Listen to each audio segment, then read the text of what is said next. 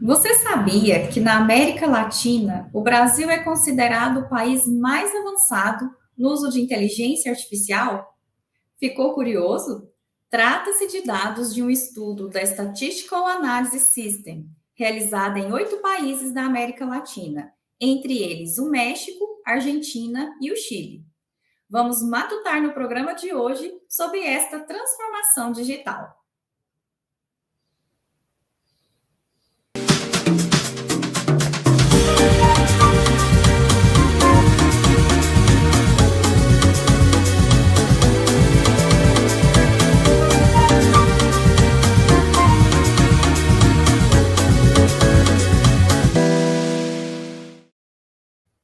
Olá, eu sou Talita Franco, apresentadora do programa Matutando. Uma mulher de pele clara, cabelos cacheados na altura dos ombros. Estou vestindo uma blusa verde. Ao fundo eu tenho uma estante com livros e um armário na cor bege. A intérprete de Libras conosco hoje é a Naíma Amaral, uma mulher de pele branca, cabelos longos e loiros abaixo dos ombros e usando uma blusa preta.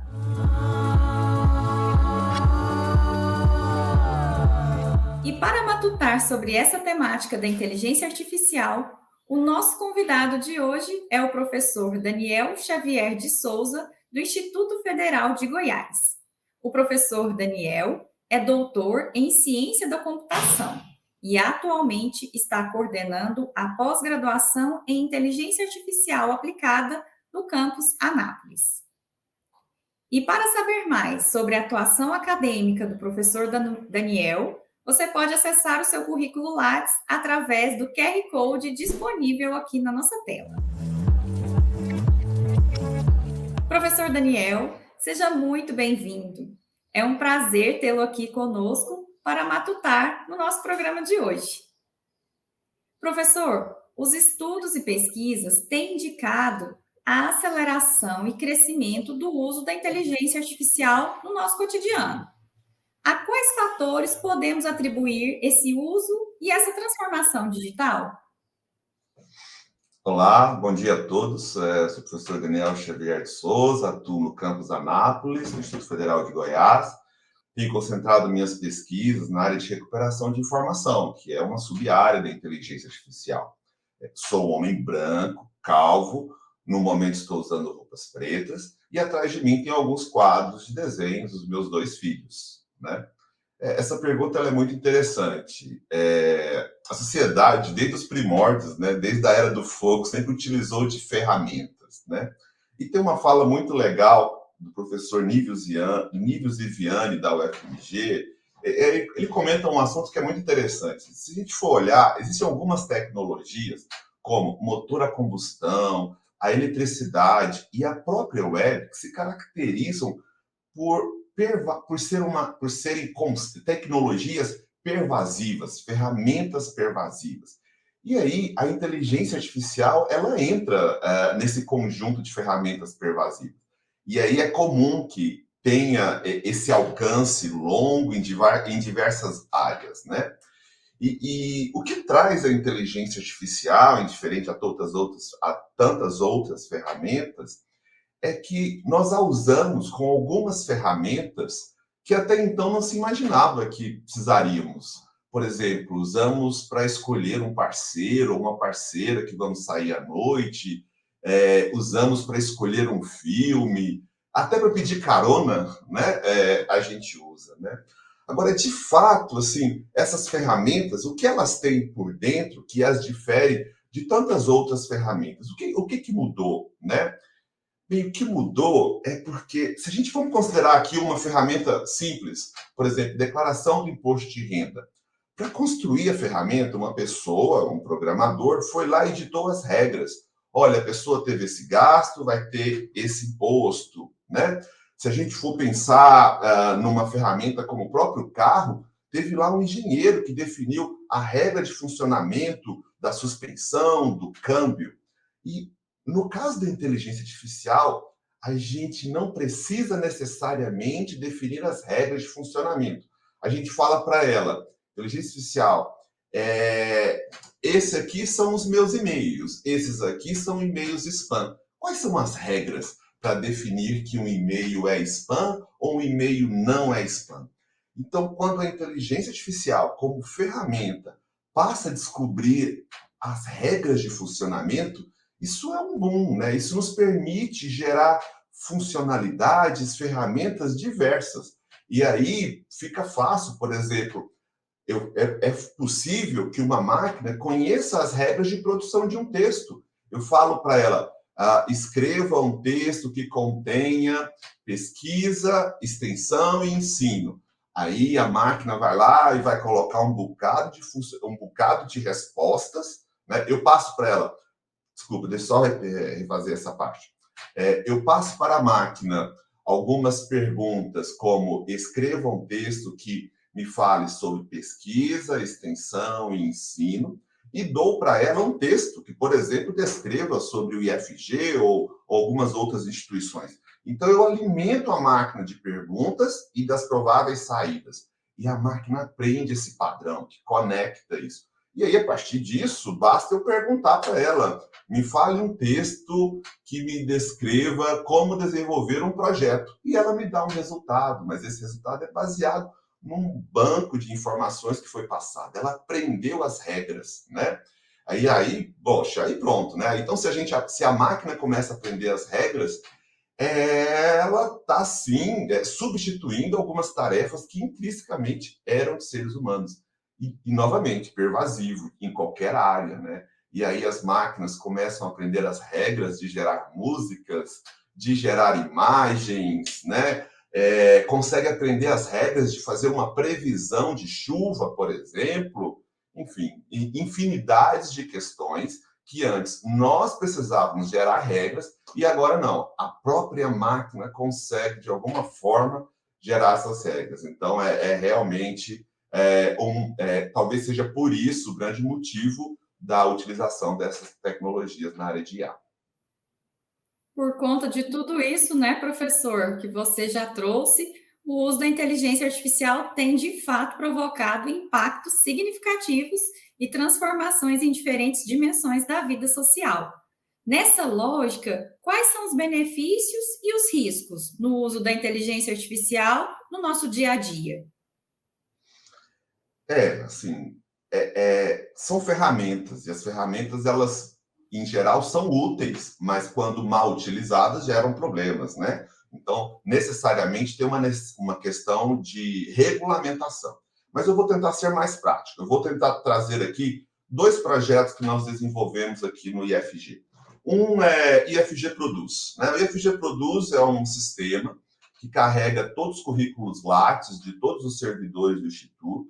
E dentre mostrar gráficos, informações, permitir buscas, nós temos uma funcionalidade que é recomendar para os docentes pesquisas dos seus colegas, né? Então, isso é útil porque, por exemplo, digamos que eu tenho lá em Águas Lindas um professor estudando um assunto e ele não sabe que lá em Jataí tem um outro professor estudando o mesmo assunto, né? Então, o que o IFG produz?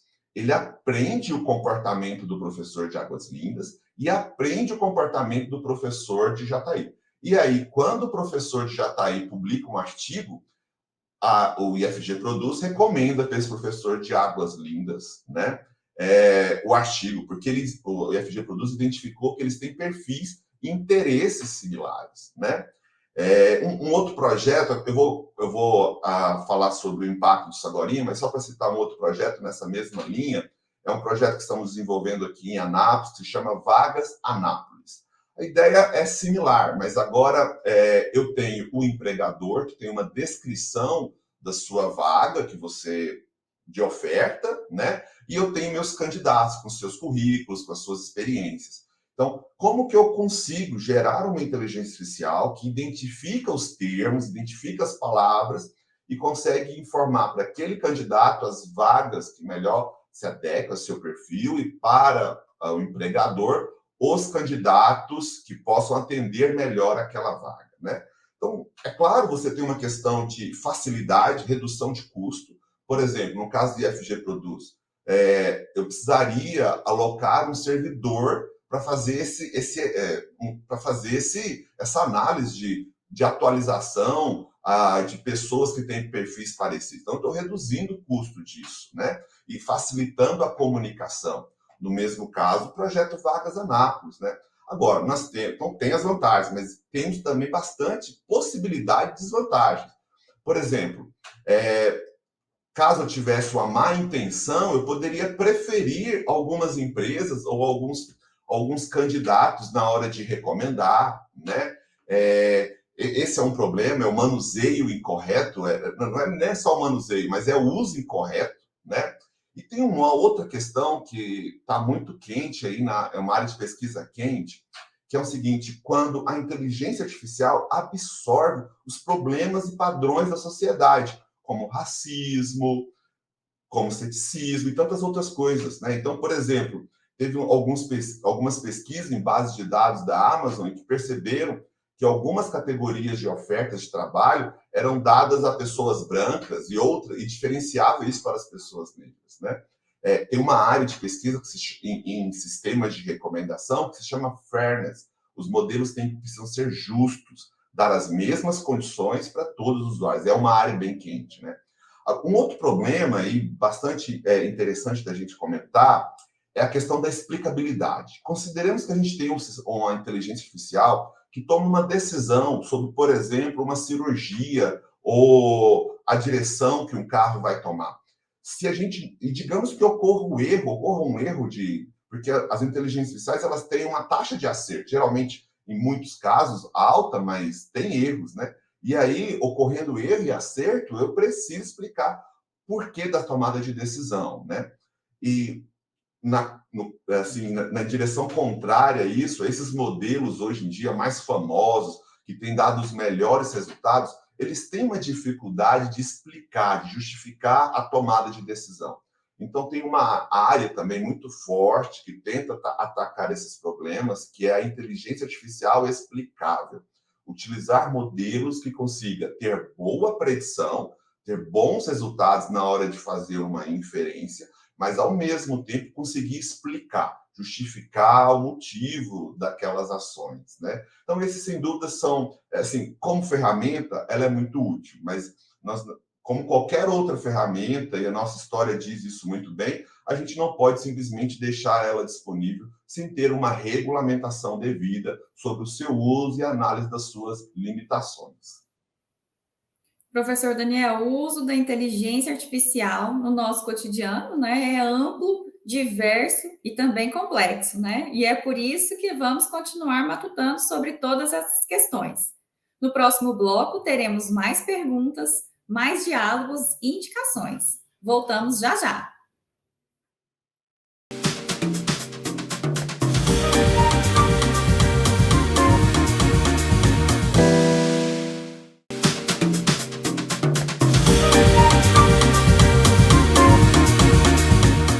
Inteligência artificial é a temática do nosso Matutando de hoje.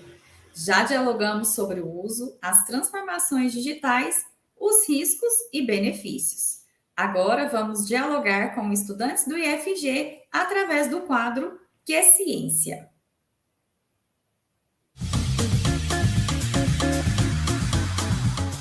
Meu nome é Milton, sou servidor aqui do Instituto e mestrando no programa de Educação Profissional e Tecnológica, ProfEPT, aqui do IFG. Minha pergunta é: como a divulgação científica pode contribuir para o combate às fake news?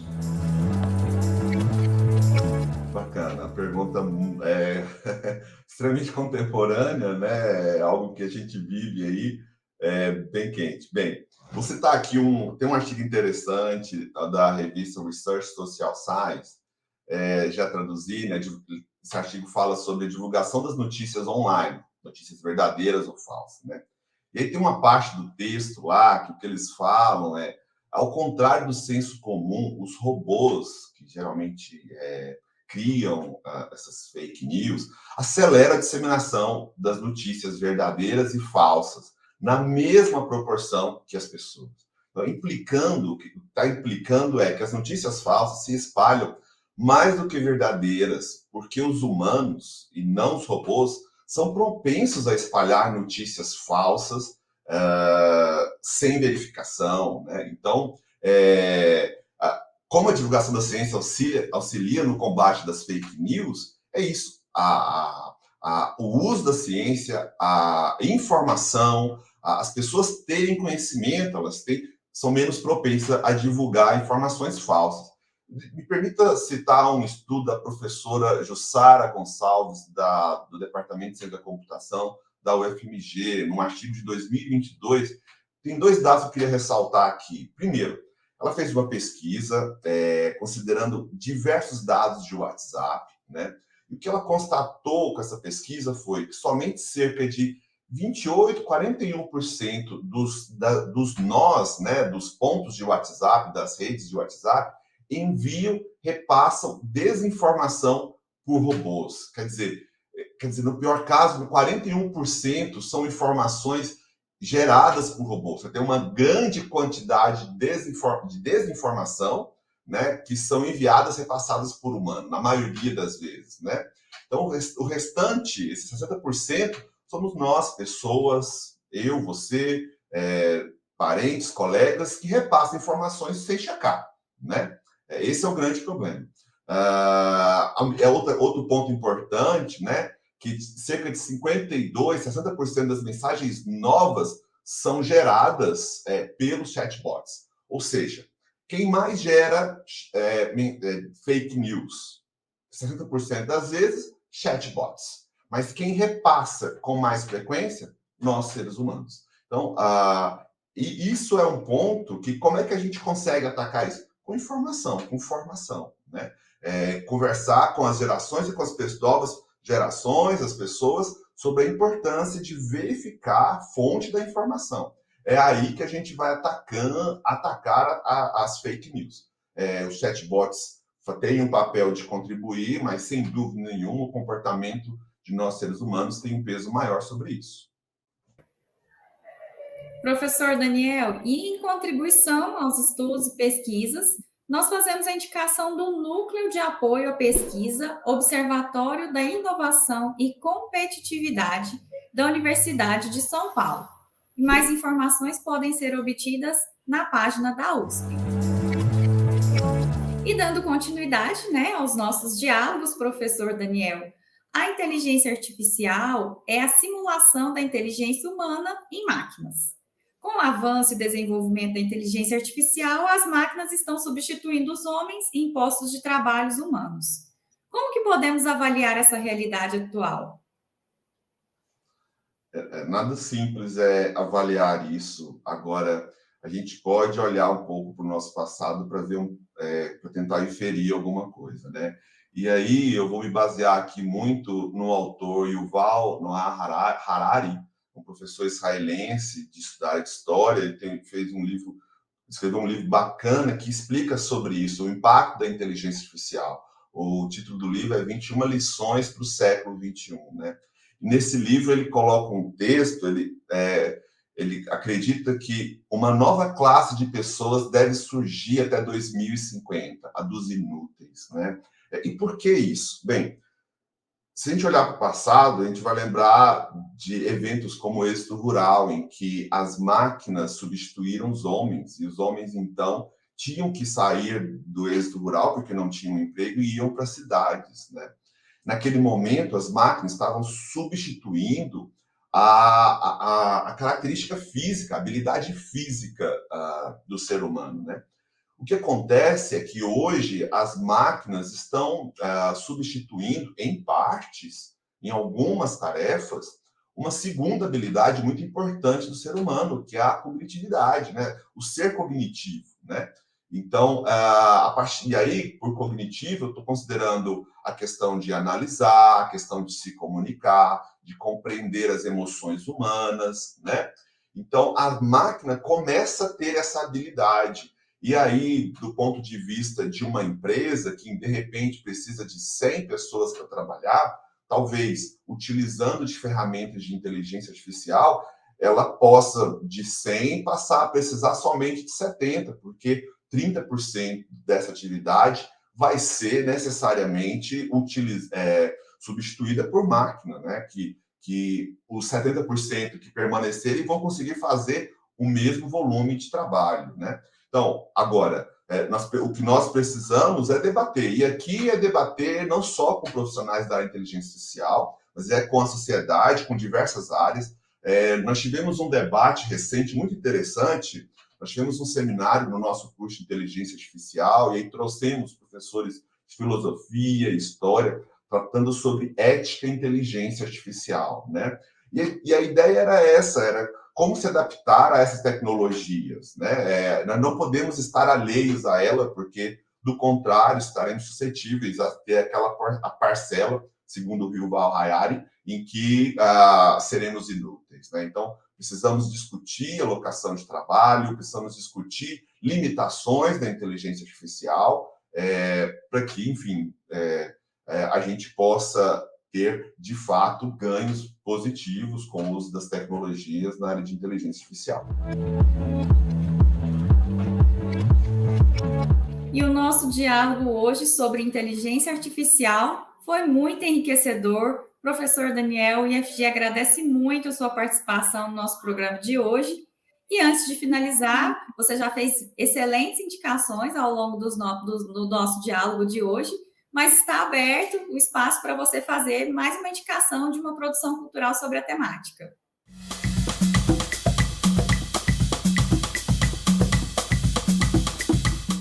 Olha, eu vou ficar com essa indicação do Yuval Noah Harari, porque é uma indicação, assim, alguns pesquisadores estão, às vezes, até criticando um pouco esse pesquisador sobre as possibilidades de inteligência. Tem sido um tópico, esse livro tem sido bastante discutido, então eu acho que seria, assim, uma boa indicação.